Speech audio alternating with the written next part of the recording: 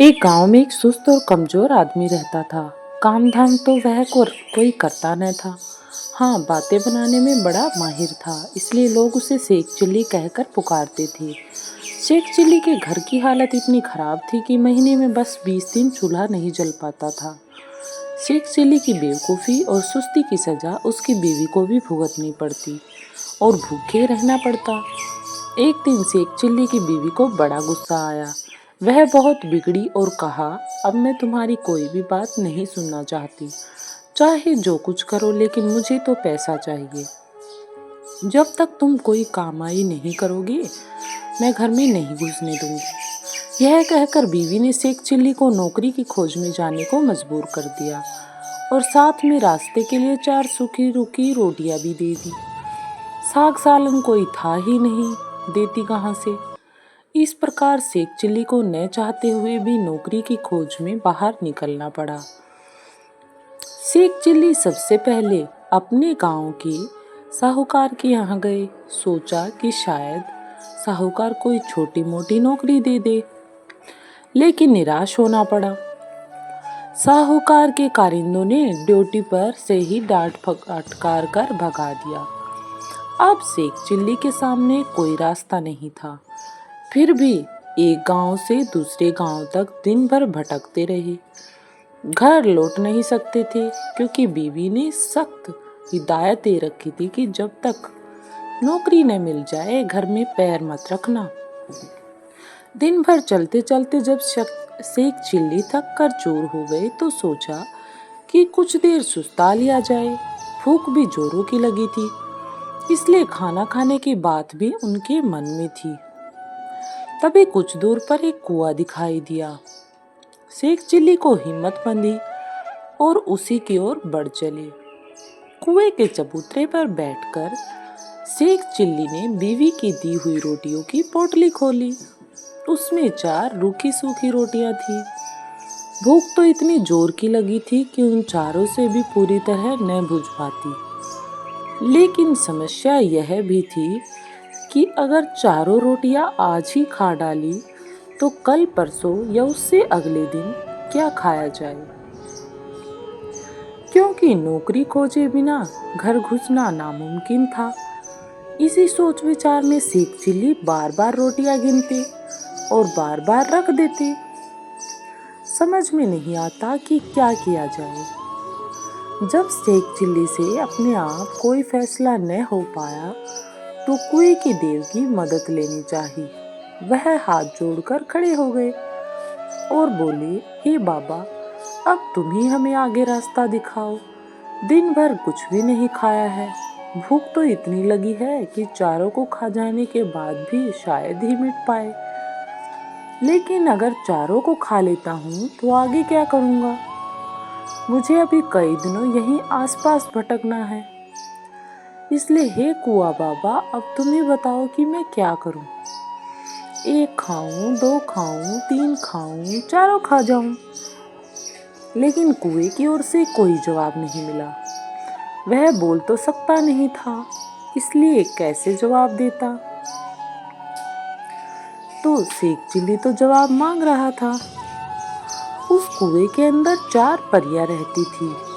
उन्होंने जब शेख चिल्ली की बात सुनी तो उन्होंने सोचा कि कोई दानव आया है जो चारों को खाने की बात सोच रहा है। इसलिए तय किया कि चारों को कुएं से बाहर निकलकर उस दानव की विनती करनी चाहिए ताकि वह उन्हें ना खाए। यह सोचकर चारों परियां कुएं से बाहर निकल गई।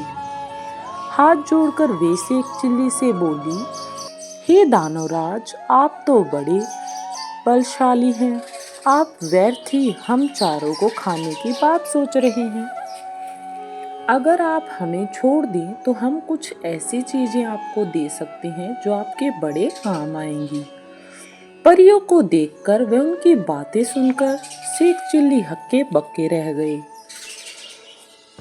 समझ में न आया कि क्या जवाब दें।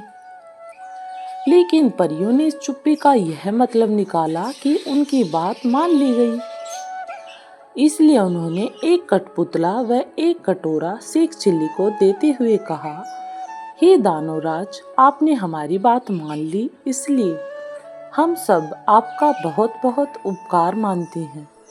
साथ ही अपनी यह दो तुच्छ भेंटें आपको दे रहे हैं। यह कठपुतला हर समय आपकी नौकरी बजाएगा। आप जो कुछ कहेंगे यह करेगा। और यह कटोरा, वह हर एक खाने की चीज आपके सामने पेश करेगा जो आप इससे मांगेंगे। इसके बाद परियां फिर कुएं के अंदर चली गई। उसके बाद इस सब से शेख चिल्ली की खुशी की तो सीमा न रही। उसने सोचा कि अब तो घर लौट चलूं, क्योंकि बीवी जब इन दोनों को देखेगी तो फूली न समाएगी, वो भी बड़ी खुश हो जाएगी। लेकिन सूरज डूब चुका था और रात घिर आई थी, इसलिए शेख चिल्ली पास के एक गांव में चले गई और एक आदमी से रात भर के लिए अपने यहाँ ठहर लेने को कहा और यह भी वादा किया कि इसके बदले में वह घर के सारे लोगों को अच्छे अच्छे पकवान व मिठाइयाँ खिलाएंगी। वह आदमी तैयार हो गया और शेख चिल्ली को अपनी बैठक में ठहरा लिया। शेख चिल्ली ने भी अपने कटोरे को निकाला और उसने अपने कर्तव्य दिखाने के लिए कहा। बात की बात में खाने की अच्छी अच्छी चीजों के ढेर लग गए। जब सारे लोग खा पी चुके थे तो उस आदमी की घरवाली झूठे बर्तनों को लेकर नाली की ओर चली। यह देखकर शेख चिल्ली ने उसे रोक लिया और कहा कि मेरा कठपुतला बर्तन साफ कर देगा। शेख चिल्ली के कहने भर की देर थी कि कठपुतले ने सारे के सारे बर्तन पल भर में निपटा डाले। शेख चिल्ली के कठपुतले और कटोरे के यह अजीबोगरीब कारनामे देखकर गांव के उस आदमी और उस बीवी के मन में लालच आ गया। शेख चिल्ली जब सो गया तो वह दोनों चुपके से उठे और शेख चिल्ली के कटोरे व कठपुतले को चुराकर उनकी जगह पर एक नकली कठपुतला और नकली कटोरा रख दिया। शेख चिल्ली को यह बात पता न चली। सवेरे उठकर उन्होंने हाथ मुंह धोया और दोनों नकली चीजें लेकर घर की ओर चल दिए। जैसे ही शेख चिल्ली घर की ओर पहुंचे, उन्होंने बड़ी बड़ी डींगे हाकी और बीवी से कहा, भगवान, अब तुझे कभी किसी बात के लिए झिकना नहीं पड़ेगा। न घर में खाने को किसी चीज की कमी रहेगी और न ही कोई काम हम तुम्हें करने देंगे। तुम जो चीज खाना चाहोगी मेरा यह कटोरा तुम्हें खिलाएगा और जो काम तुम करवाना चाहोगी मेरा यह कठपुतला कर देगा। लेकिन शेख चिल्ली की बीवी को इन बातों पर बिल्कुल विश्वास न था। उसने कहा, तुम तो ऐसी डींगे रोज ही मारा करते हो, कुछ करके दिखाओ तो जानूं। हाँ, क्यों नहीं, शेख चिल्ली ने तपाक से जवाब दिया और कटोरा व कठपुतले में अपने अपने कर्तव्य दिखाने को कहा। लेकिन कर्तव्य तो तब दिखाते ना जब वो असली होते, दोनों चीजें तो नकली थी। अतः शेख चिल्ली की बात झूठी निकली। नतीजा ये हुआ कि उनकी बीवी पहले से भी ज्यादा नाराज हो उठी और कहा, तुम मुझे इस तरह धोखा देने की कोशिश करते हो। जब से तुम घर से गए हो घर में चूल्हा नहीं जला है। कहीं जाकर मन लगाकर काम करो तो कुछ तनख्वाह मिले और हम दोनों को 2 जून का खाना नसीब हो। इन जादुई चीजों से कुछ नहीं होने वाला, जाओ और कुछ काम करो। बेबस शेख चिल्ली खिसखिसाए हुए फिर से चल दिए। वो फिर उसी कुएं के चबूतरे पर जाकर बैठ गए और बोले, समझ में नहीं आ रहा कि अब क्या किया जाए। जब सोचते सोचते वे हार गए और कुछ भी समझ में न आया तो उनकी आंखें छलछला आई और रोने लगे। ये देखकर कुएं की चारों परियां फिर से बाहर आई और शेख चिल्ली से उसके रोने का कारण पूछा। शेख चिल्ली ने सारी आपबीती कह सुनाई। परियों को हंसी आ गई। वे बोली, हमने तो तुमको कोई भयानक दानव समझा था और इसलिए खुश करने के लिए वे चीजें दी थी, लेकिन तुम तो बड़े ही भोले भाले और सीधे आदमी निकले। खैर, घबराने की जरूरत नहीं, हम तुम्हारी मदद करेंगी। तुम्हारा कठपुतला और कटोरा उन्हीं लोगों ने चुराया है जिनके यहाँ रात को तुम रुके थे। इस बार तुम्हें एक रस्सी व डंडा दे रही हूँ। इनकी मदद से तुम उन दोनों को बांध में मारकर अपनी दोनों चीजें वापस पा लेना। इसकी बात परियां फिर से कुएं में चली गई और शेख चिल्ली उसी गांव में वापस चला गया जहां पर वह पहले रुका था। जादुई रस्सी और डंडा लेकर उसी आदमी के घर शेख चिल्ली फिर से पहुंचा और कहा, इस बार मैं तुम्हें कुछ और नए करतब दिखाऊंगा। वह आदमी भी लालच में आ गया। उसने समझा कि इस बार कुछ और जादुई चीज हाथ लगेगी, इसलिए उसने खुशी खुशी शेख चिल्ली को अपने यहाँ टिका लिया। लेकिन इस बार उल्टा ही हुआ। शेख चिल्ली ने जैसे ही हुक्म दिया, वैसे ही उस घर वाले व उसकी बीवी को जादुई रस्सी ने कसकर बांध लिया और जादुई डंडे ने दनादन पिटाई शुरू कर दी। अब तो वे दोनों ही चीखने चिल्लाने लगे और माफी मांगने लगे। शेख चिल्ली ने कहा, तुम दोनों ने मुझे धोखा दिया है। मैंने तो ये सोचा था कि तुमने मुझे रहने की जगह दी है। तुम भले आदमी हो, इसलिए मैं भी तुम्हारे साथ कोई भलाई कर दूं।